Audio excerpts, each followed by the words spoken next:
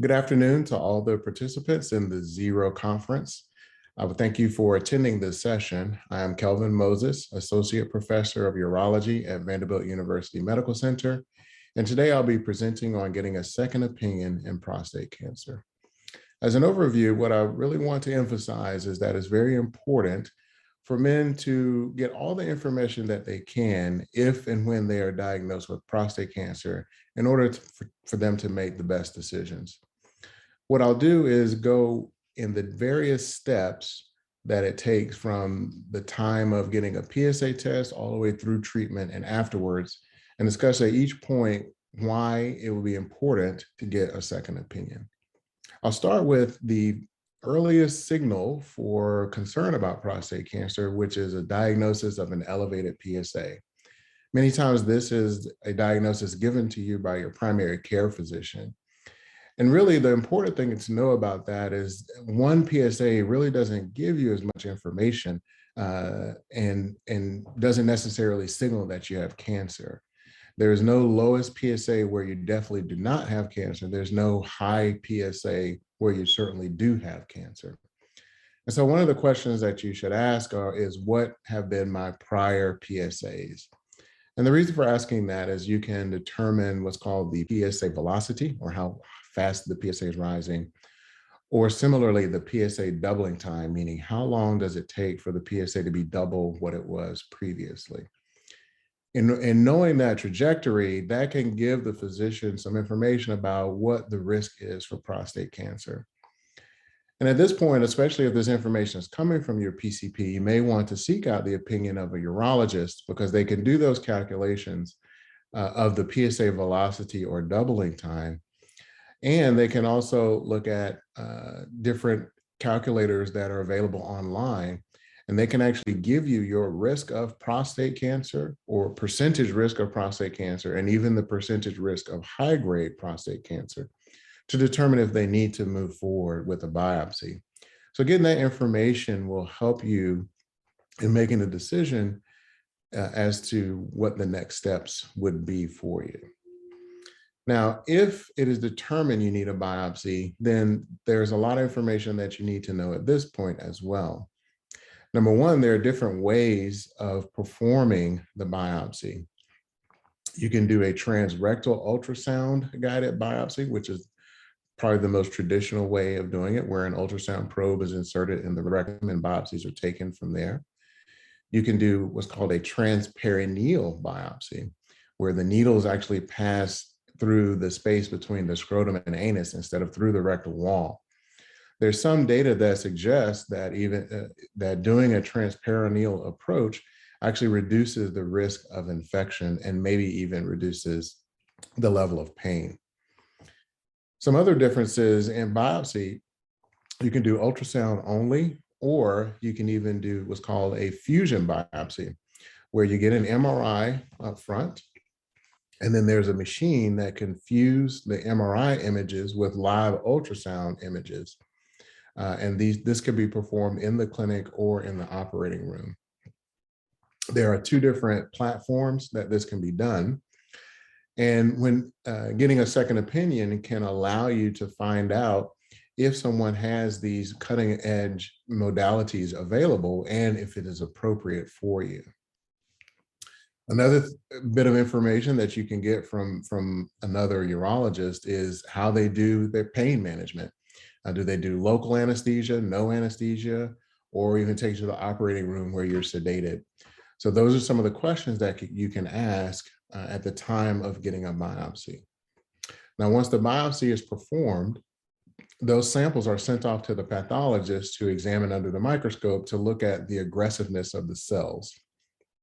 This readout is called the Gleason number. And the Gleason number is the two most common patterns, and add those numbers together to give you your Gleason sum. Now, at this point, you can actually even get a second opinion from a pathologist. It's very common for us to send biopsies to Johns Hopkins or Michigan, and we also get referrals of biopsies to be read here as a second opinion. And this is important because there may be some conflict as to how aggressive the cancer is, or if there's invasion into lymphatic spaces. And so you can request from your physician a second opinion of your pathology results, particularly if it will make a difference in the type of treatments that you have available to you. If diagnosed with prostate cancer, then the next step is to determine your risk classification. And we use different scales of risk classification. There's the MECO scale, there's the NCCN scale.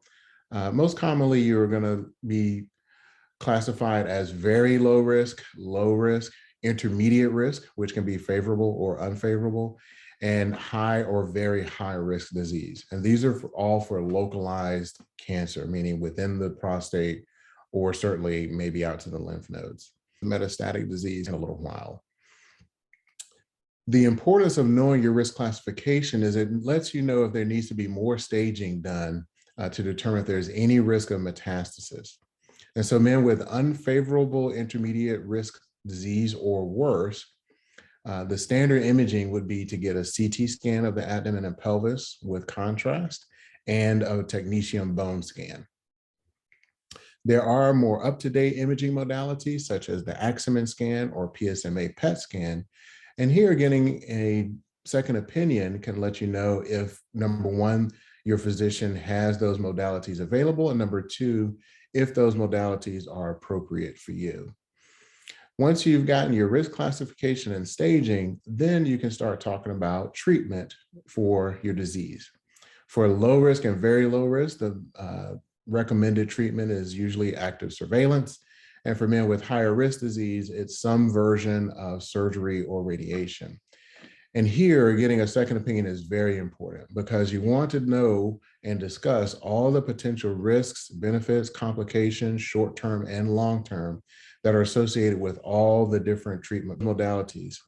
So here, talking with a urologist, a radiation oncologist, or even a medical oncologist would be very appropriate to determine what would be the best course for you.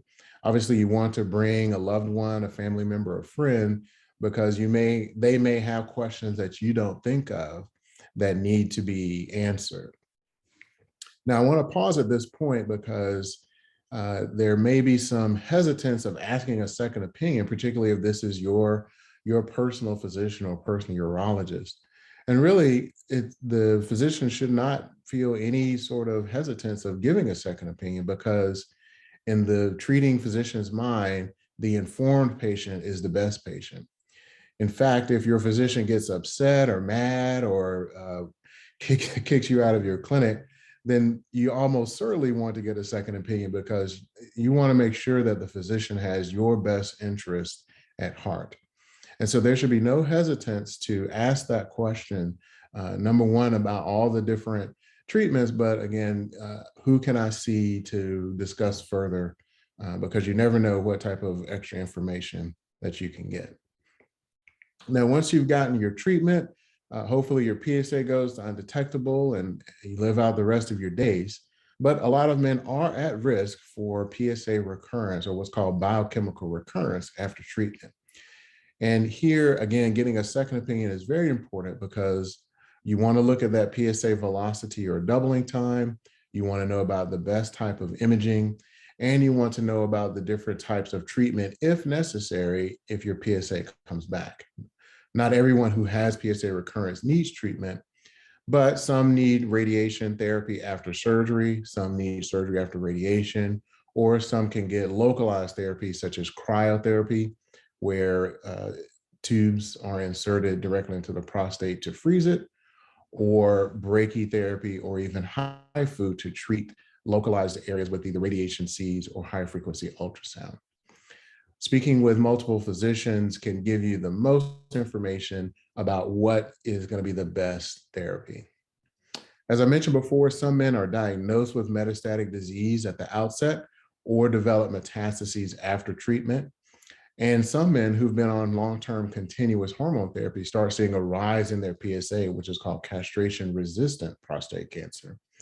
And for these men with advanced disease, it is very important to get multiple opinions because there are so many therapies that are available for men, such as advanced hormonal therapy, combination therapies, chemotherapy, immunotherapy, even radiation-based therapies.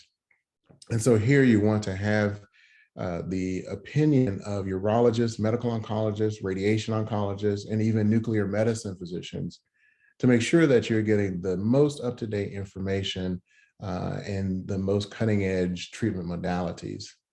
Another thing you can get within a second opinion is to determine if clinical trials are appropriate for you and if there are any available. If your treating physician does not have those trials, then getting another opinion, usually at a larger center where clinical trials are more commonly performed, may be in your best interest, and you should seek that out. So in summary, what I want to emphasize is that the informed patient can make the best decisions for themselves and for their family.